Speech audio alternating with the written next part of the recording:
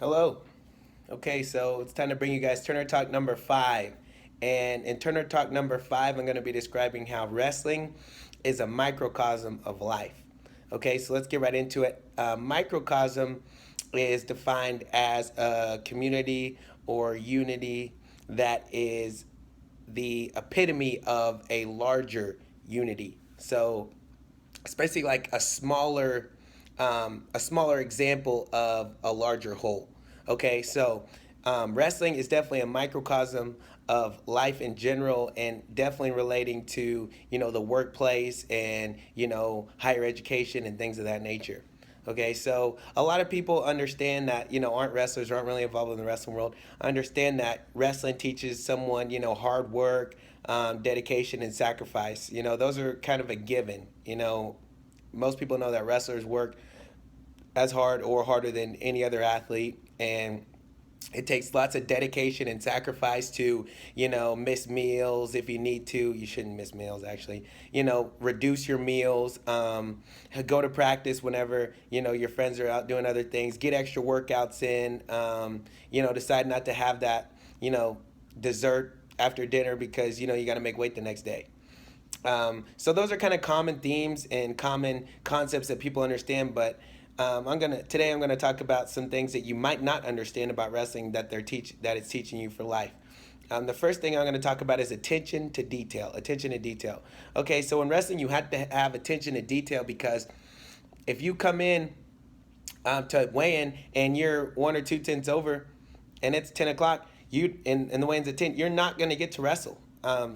So these days, like, they usually let kids bump up and things like that, and go to the next weight class. But in these bigger tournaments, and especially as you progress throughout wrestling, you're not going to get to wrestle if you're overweight by even 1/10 of a pound. And so attention to detail is very critical and something that wrestling teaches you. Um, Going on with that, another thing with making weight is the fact that you also have to have a strong concept of accountability. Okay, because if you go in and you miss weight, it's not your coach's fault, it's not your parents' fault, it's not the official's fault that's weighing you in. It's your fault. That blame goes squarely on your shoulders, even if you're only 5 years old. So it really does teach you a concept of holding yourself accountable for your actions. No one made you go drink that extra bottle of water. No one made you go have that extra scoop of ice cream.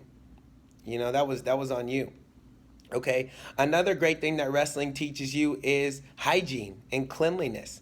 If you don't take showers after practice, you could end up with ringworm, and that could result in you not being able to wrestle at the tournament.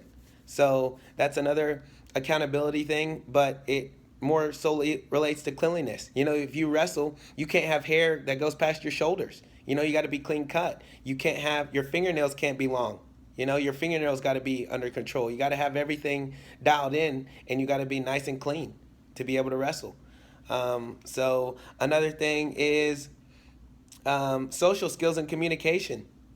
At tournaments, especially in Little League and coming up, you're with a vast group of different ages. So, you acquire certain social skills by being able to communicate with your peers and also people that are older than you, coaches, officials, learning that kind of demeanor and how to communicate with people. Um, and another great thing that wrestling teaches you is, and I think one of the more important things, is acceptance of things that are beyond your control.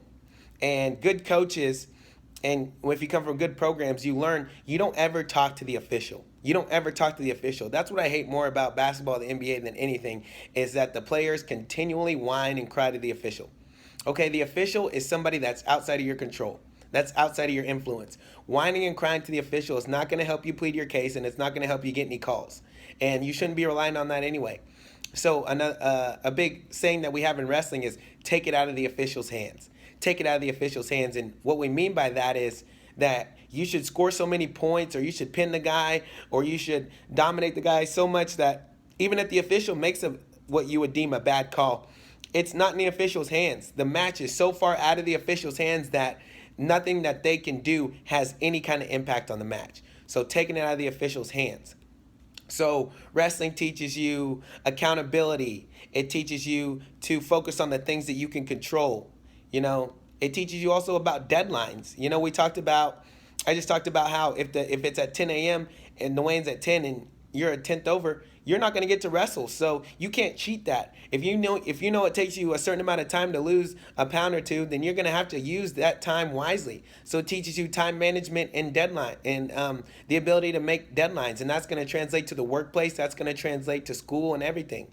So wrestling is definitely a microcosm of life and can teach you a lot of great things besides just the givens of like hard work, dedication, and sacrifice, which are also obviously very great attributes and skills and tools that you would have at your disposal, and that wrestling would help you advance.